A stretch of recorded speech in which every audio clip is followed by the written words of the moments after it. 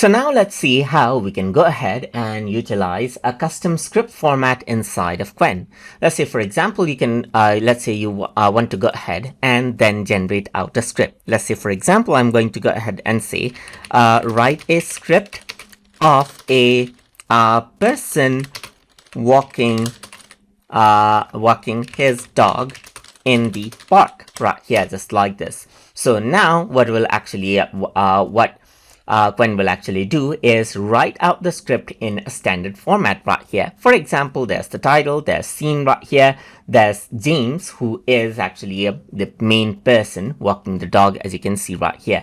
Then there's a scene 2 and so forth right here, along with the dialogues, as you can see right here. But let's say I want the script to be in a different format. So let's say, for example, I can say instead of scene, mention part right here, just like this.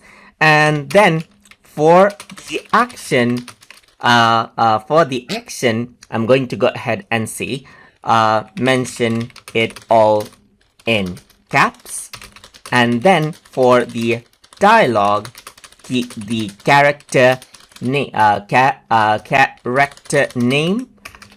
and dialogue in the same line. For example, James, and then I'm going to go ahead and say hello there right here. So now if I were to actually go ahead and do that, then it'll actually go ahead and turn it out. Let's say, for example, you can see that I said mention par, so it says par 1, the front door, and then keeps all the action in capital letter. And then it actually goes ahead and adds in the character name, and you can see like this is the dialogue that you have right here. So you can see that this is what you have right here, and then it has actually went ahead and then modified out the content, as you can see, in the required format. So that is how you can go ahead and then give out custom script format and get the contents inside of Qwen.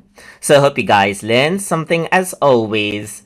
And as always, please like, comment, share, and subscribe.